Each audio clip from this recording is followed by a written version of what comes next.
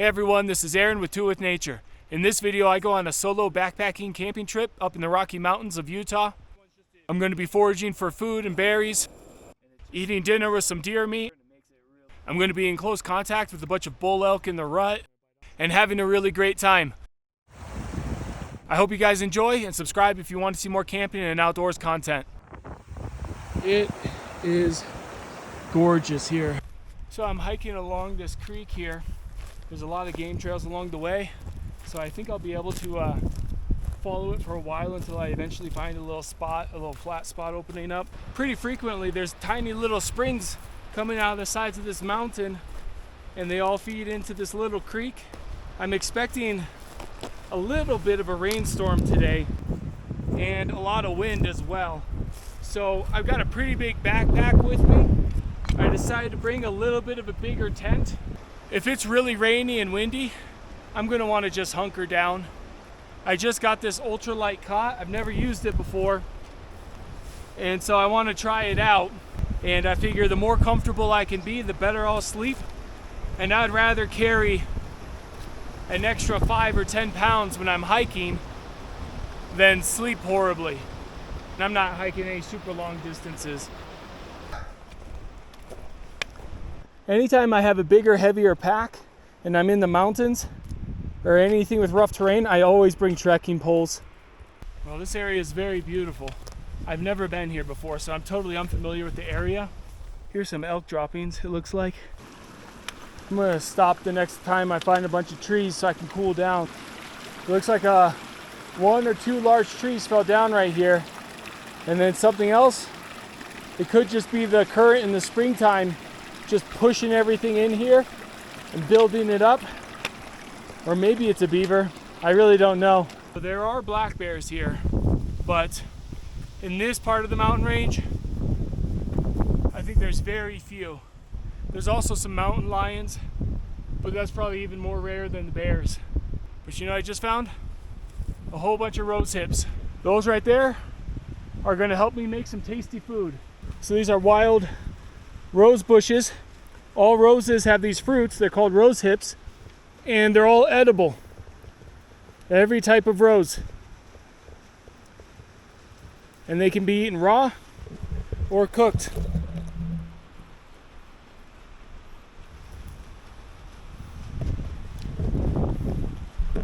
I haven't had any breakfast yet, so it's nice getting just a tiny little bit of food in me. Makes the brain feel happy. And this is the perfect time to harvest them. You know, they're rose bushes a few ways. Obviously the fruits are out. These red berries, they have these like little hairs or tails on the end. That's how you know they're rose hips. But also the leaves, they grow out opposite of each other with one single one on the end. And then of course their thorns. All their thorns are curved and they curve downwards. This bush is really good. Ow!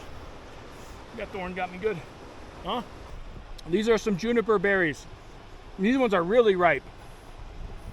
So this is a really tiny little juniper tree or bush. So they're not going to be sweet like blueberries. You crush them and smell them. Yep, it smells just like gin. If you know what gin smells like, that really distinctive scent that it has, that fragrance that gin has, it comes from juniper berries. So this can actually be used to make a really nice tea.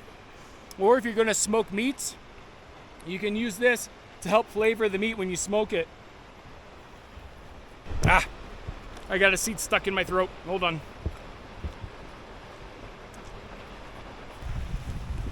Yeah, this place opens up a bit. If I had a smaller tent, I could camp right there. There's actually a little trail right there. It looks like a human trail. So I'll probably go up here. I'll see if I can find another spot like this in the shade. But since I didn't have to bring a whole lot of water on this trip, I decided, well, I'll bring some of the bigger, heavier stuff that I don't really get to backpack with that often. Looks like I actually found a really big clearing. It looks like there's even either an ATV trail or maybe a little forest road leading to here. I'll see if there's any other spots that are a little bit better, but I think this will be it. This is the flattest spot.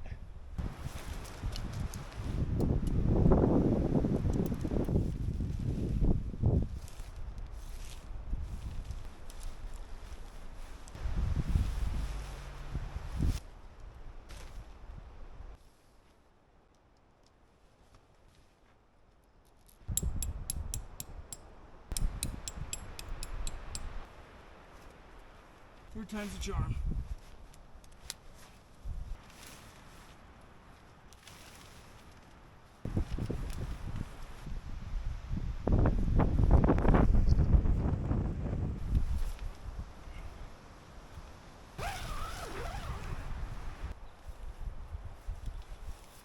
They may have climbed on my bag. Here's my new cot. Never tried it before.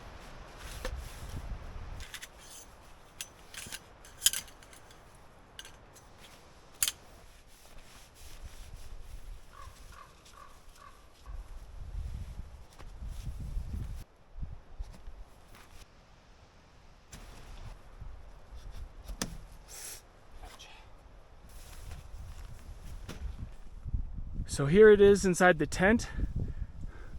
Probably put my backpack down towards the foot. So I also brought this foam pad because I've actually got a sleeping quilt instead of a sleeping bag. So I'm not gonna have any fabric underneath my back that I'm laying on top of.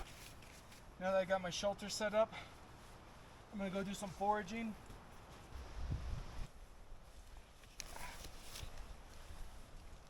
And I like hiking with this because it's pretty comfortable. I can carry a lot of water on it.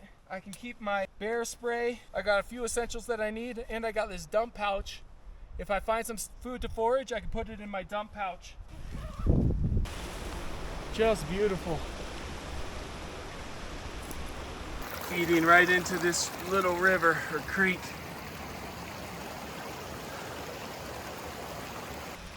These are rose hips, and you can tell with these hairs on the back. It's September right now, so it's a good time to harvest. Here's a full-size one. No, let's try this. Yep, this one's good.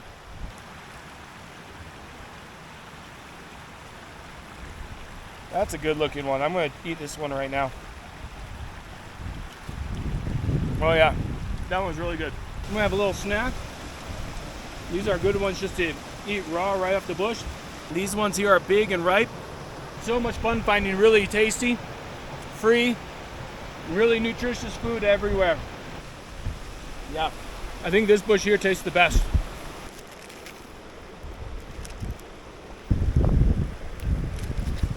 Let's keep collecting more.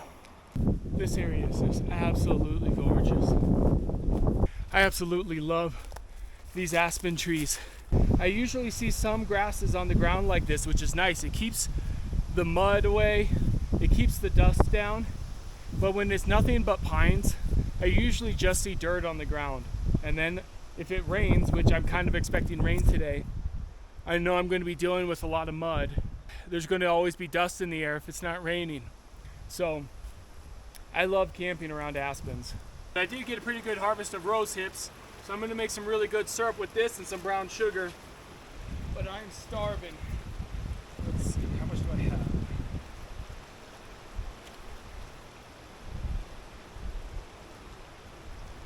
This still has water in it that I brought from home. And honestly, city water doesn't taste as good in my opinion. So I'm going to dump it. Get a Sawyer filter. Or any filter that just threads on. Buy one of these hose connectors and a little extra hose length. Just plug it in, and then you can let gravity do its work. I just heard an elk off in the distance that direction. This time of year, the elk like to party really hard at night. They can get pretty loud, so once this bag's full, I'll fill up this bag again with unfiltered water, and then I'll head back to the camp just up the hill. There's another elk. All right, let's head back and let's make some food. So I got my water now, just finished foraging. So the first thing I'm going to do is I'm going to make some syrup with these rose hips, some water and some brown sugar, and then I'm going to cook some pancakes. I've never done syrup with rose hips before.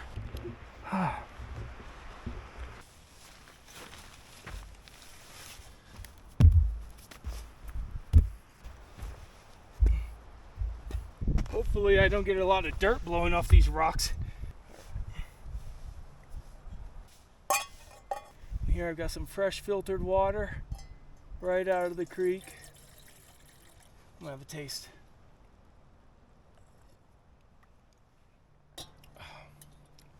Yeah, that tastes really good.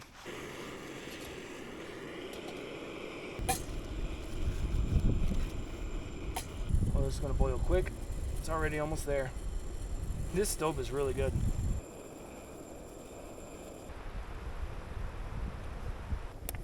Maybe just a couple more minutes. Probably want it about this thick right here, so I'm gonna turn it off. But I do want to continue to mash up these rose hips just a little bit. Oh wow, that is really good. I've never made this before, but that is really very good. I don't know how to describe it. It's like, imagine a syrup made out of rose water. It's really sweet. The flavor of the rose hips is like not very bold or overpowering, and it's got a light floral taste. That tastes so good. I am super excited now for these pancakes. This pot's really cool because it has a wider base, which makes it a lot more stable when cooking on the stove with it. And it has a silicone gasket on it. If I screw it on like this, it's watertight. I could actually fill this thing up with water, seal it up, and put it in my backpack and it won't leak. So I like it a lot. I just buy the basic pancake mix from the store, but then I also mix in like some almond flour, a little whole wheat flour, and oatmeal flour. Not only does it give it a little bit more flavor, it also holds you over a lot longer. So if I eat a meal of pancakes like this, they can keep me full until like a late lunch or early dinner. Whereas if I have pancakes with just the mix from the store and nothing else added to it, I feel like I get hungry like 2 hours later.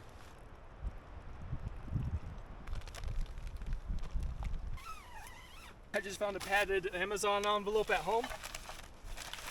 Just put it in a plastic bag on the inside to keep it clean. And this to protect my pan and protect everything else inside my bag. I ordered this tiny little spatula that looks like a 5-in-1 or a putty knife. Got my little cast iron pan. A robust wooden plate.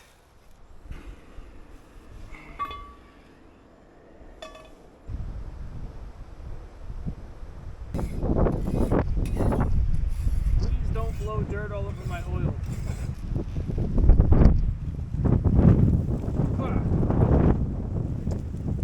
Ah, man.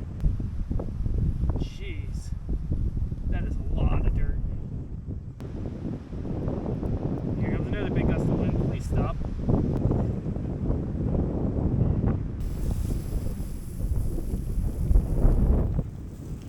It's gonna be an ugly pancake.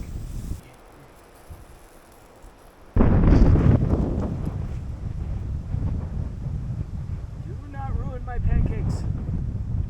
Let me so challenging. Let's go. Yeah. That's a strong one. Yep, good for dust.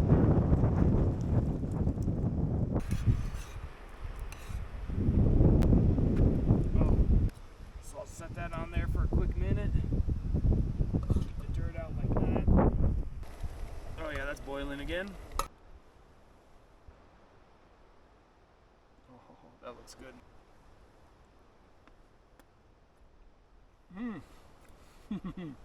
It's very nice, sweet, subtle, floral with the rose flavor. And then the aftertaste is just like a hint of almost like powdered sugar icing. It's incredible. Wow. I love it. This is amazing. Beatty missed out. This is good. Wow. This is so good. What is going on with this stove? What is it, a rocket engine? Dang. That's abnormal. I like cooking on a campfire much better anyways. But I'm currently in a no burn zone. Woo! Just in time. All right.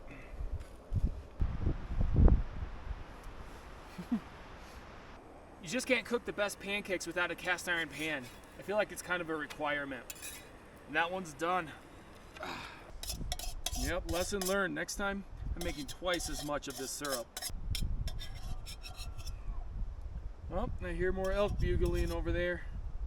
I hope they stay far away. I don't want them to wake me up tonight. But this is on par with like the best pancakes I've ever had before, except it's with a flavor that I've literally never had. I'm just cleaning out this pot, drinking up this this water that's left over from the syrup, and I'm glad it's hot because, geez, it is getting cold. The day's a bit chilly, but it's actually turned out to be a beautiful day. I'm going to just explore the area a little bit. This is just beautiful country. I absolutely love it in the mountains. I just really like hiking around it, some of the challenge, but also just the views you get when you get to the mountaintops. Just absolutely stunning everywhere. There's so much open country where you can just be the only person in the area. I feel like I'm off on some kind of quest. The floor is lava. Whenever I come across a grove of quaking aspens, they just grow so close together. You're completely outside, but you actually feel like you're almost like inside in some sheltered area because they just grow in so close together. There's this little meadow. Every single part of this plant is edible. It has tiny little hair-like thorns all over it. The easiest thing to eat is the stalks. You can just take your knife and just chop down the length of it. Chop off all the spiny, mean, nasty stuff. And then you can just eat this. You can eat it raw or cooked. Its flavor is kind of like a cross between artichoke and asparagus. It's growing everywhere in this field. Little thistle plants everywhere. Wasn't really planning to do this, so I didn't bring a very good knife. Really, I'd be doing this with an axe if I was planning to do this.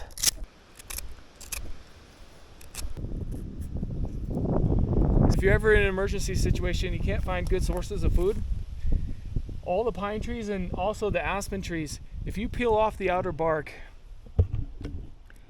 and this very first bark you get to, it's really soft and wet, and it peels off like that, minus that darker brown right there that I'm going to bite off.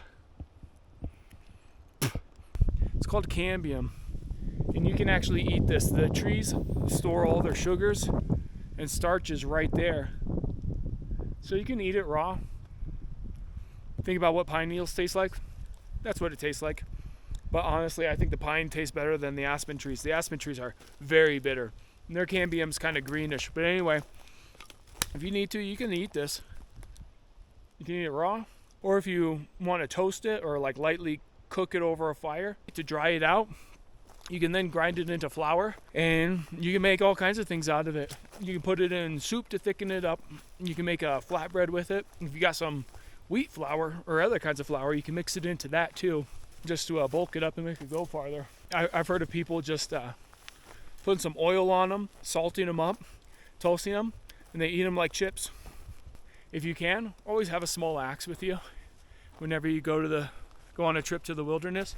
When it comes to like the really critical things to keep you alive, keeping you warm or building a shelter, in my opinion, an axe is 10 times better than a knife.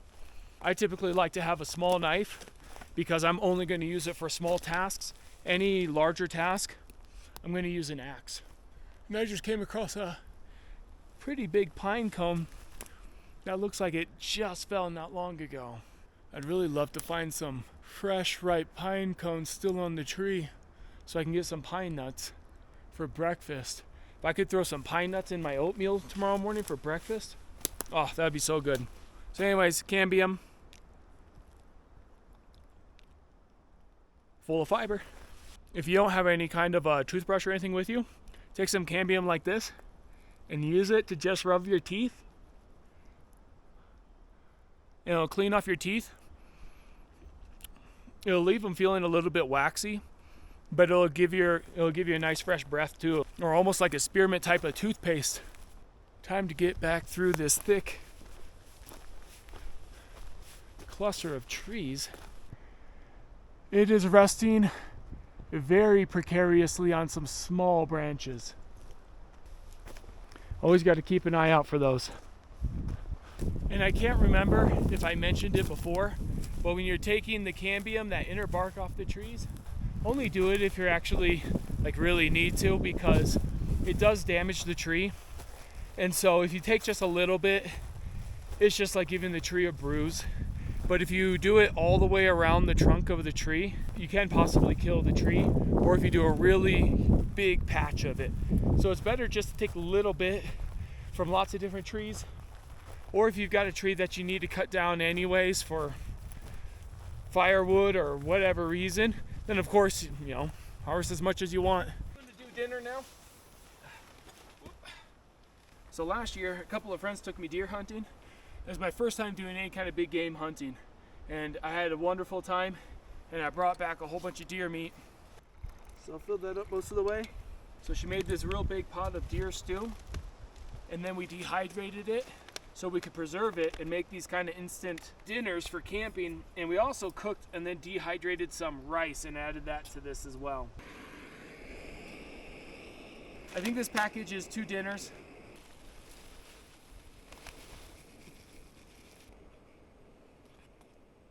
Ah, crap. And we made the deer stew with like a whole bunch of lentils in it too.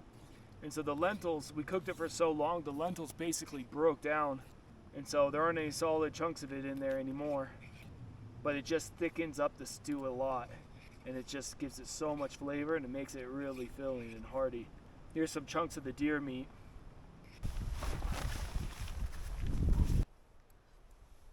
Oh, perfect.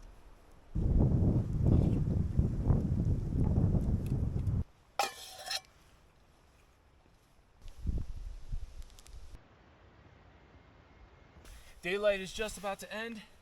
The sun is setting right this minute.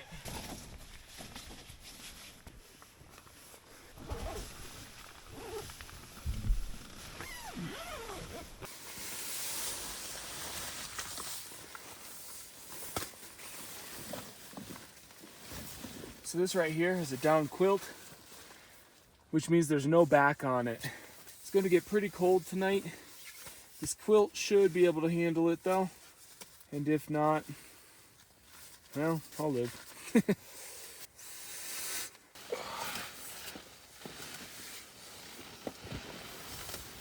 And the pajamas I'm not going to wear, I was leaving here. I'll just put them in this. So it's like a pillowcase. Ah, and that's actually very nice. Oh, my back feels so good right now. I've been like crouching over for cooking and stuff so much today. And I'm gonna call it a night, and I will see you guys in the morning. There's some elks bugling, so hopefully they don't do it all night.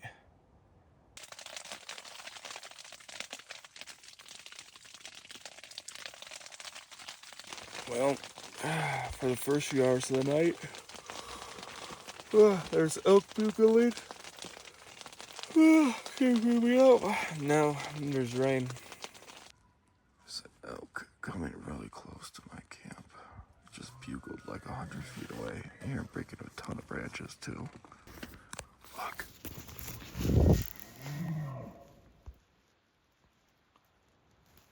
Where'd he go? There's a bull elk right there.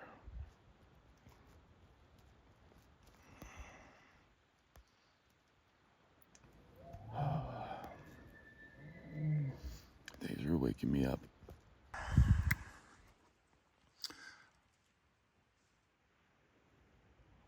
I heard them approaching my tent. Instead of them coming up really close and then getting startled by me, I thought, better to kind of warn them and have them notice me now. I think everything outside is a little bit wet. So I really want to wait for the sun to come up to kind of warm things up and start drying things out. But the elk were bugling all night, except for when it was raining. This cot was okay. Honestly, it needs to be a little bit wider.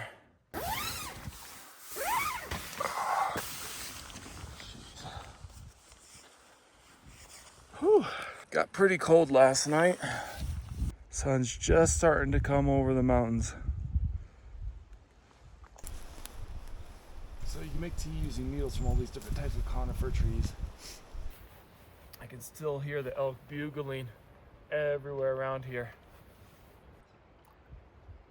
I guess I should probably make a little bit of an extra big one.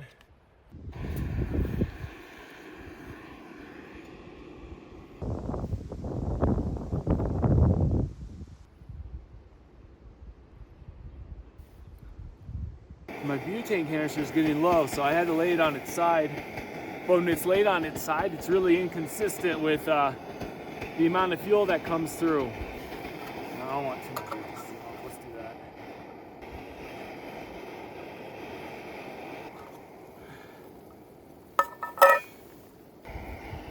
Yep. Let's put the lid on. Let it steep for another 5 or 10 minutes until it's cool enough to drink. There's a lot of really good vitamins in these needles. Teas made with it are really good for you, and they're really good on a cold morning like this.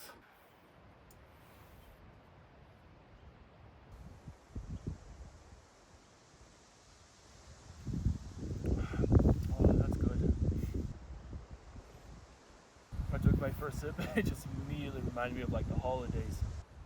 And I love the holidays.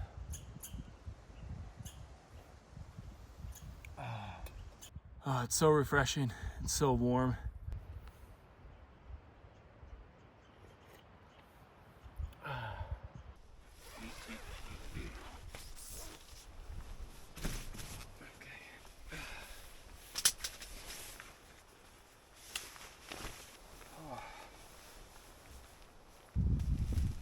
This thing is still wet and has ice on it, so I'm gonna put it in the sun. It's time to break it down.